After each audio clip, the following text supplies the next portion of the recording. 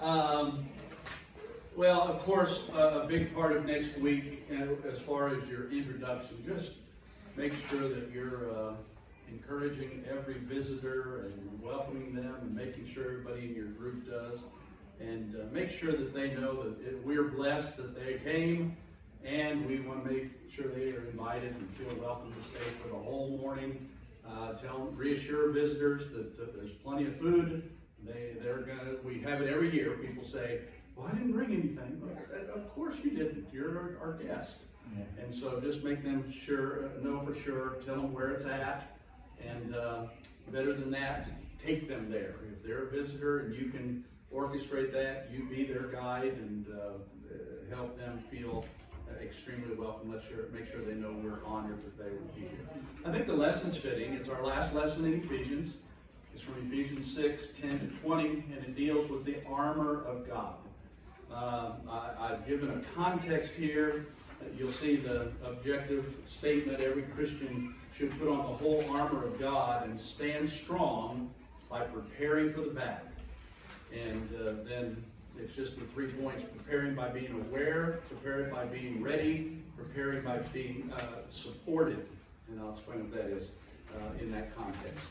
Okay, part of it is the fact that Paul is drawing upon the Roman soldier, which would have been a very common thing for the people in Ephesus and everywhere else in the Roman Empire. The Roman soldiers were probably tired of Roman soldiers, weren't they? They were, but they would have been a very familiar illustration of what they wore. But this one may be interesting to you. Of course, we've talked about the Pax Romana, the 200-year period of the Roman peace.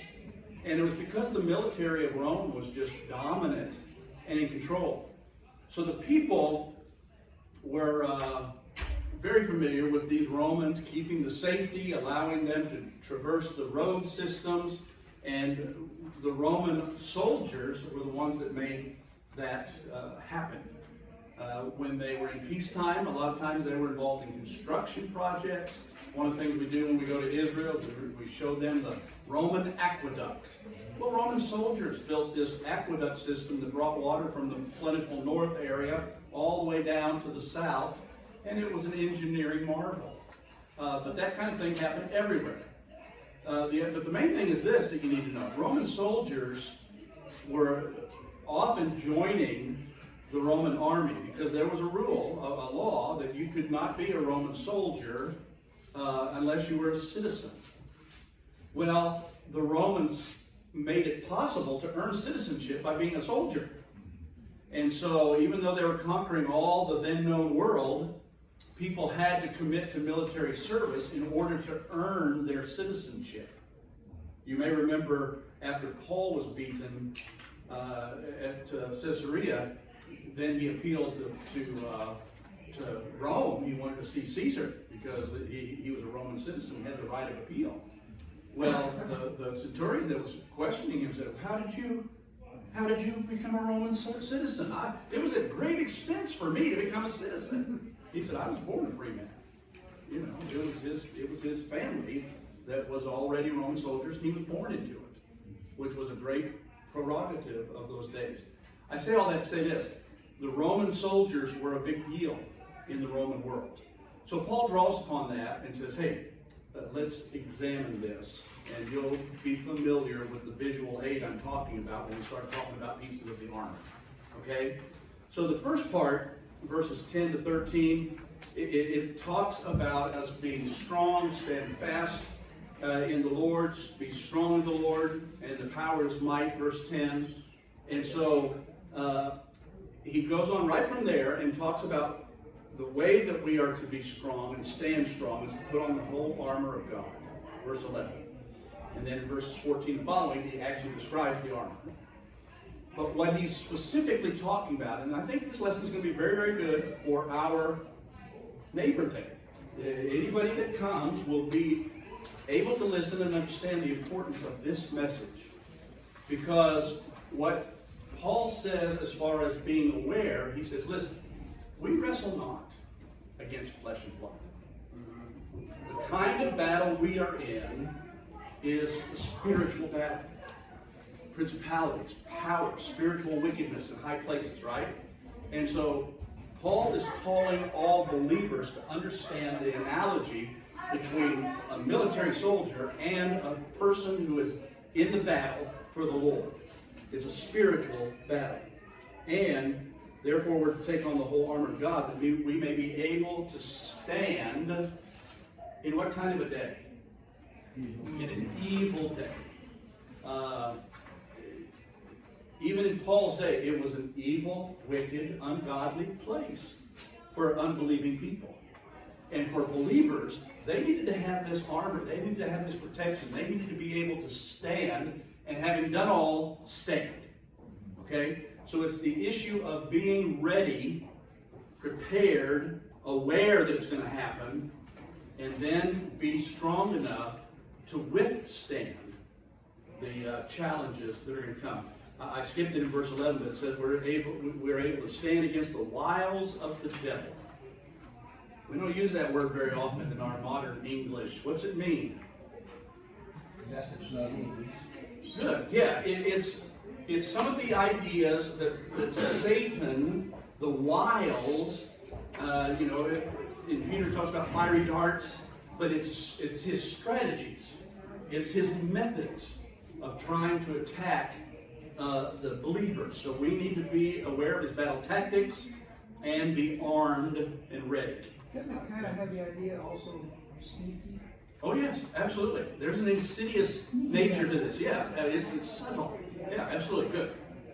A lot of those could be found in John 8:44, when he talks about you follow the devil and his MO is lies. Yeah, lying. And of course, in Genesis, where it says that he was more subtle than any creature that God created. Subtle. Those are the ones that we are aware of. Yeah.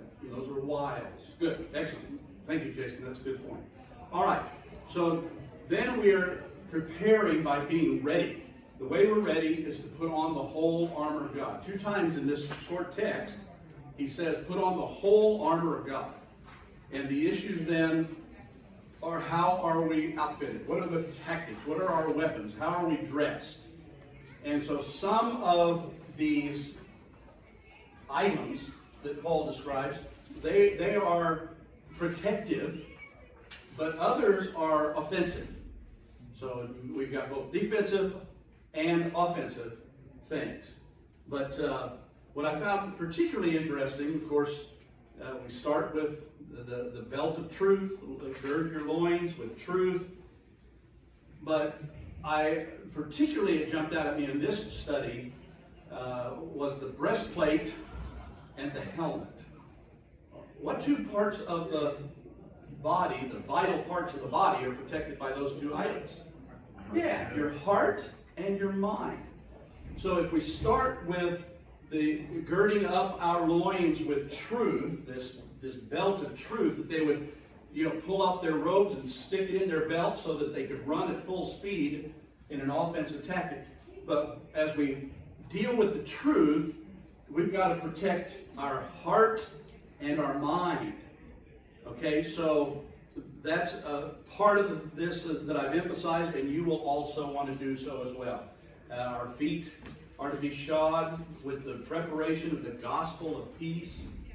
It reminds Stephen of the Lord's words. Beautiful are the feet of those that take the gospel. We have, with all of these protective pieces, we wouldn't often consider the feet.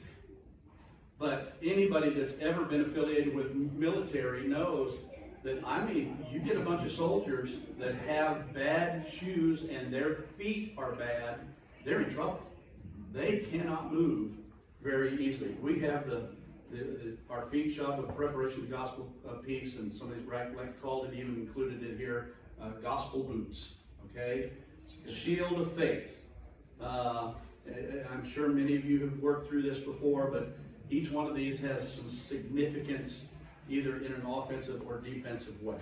So you can work through that. If you have any questions, don't hesitate to call me. But again, just keep in mind the analogy that Paul is referencing something in pieces of armor that all of these people would see almost every day in a Roman soldier, and would have had that relationship to. The final weapon mentioned, of course, is the sword of the Spirit, which that says with no question about it, it's the Word of God.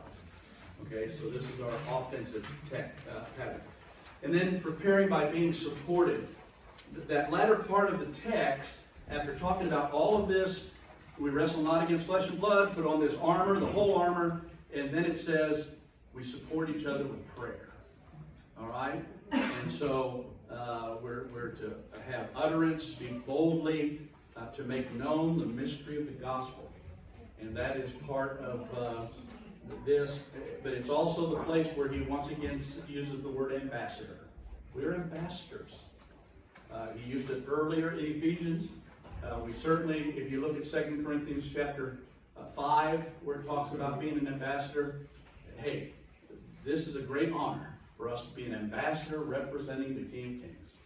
And the gospel is what we're taking, as what we're representing. So I think you'll have a great time with this, and it should be very fitting for our last lesson in Ephesians.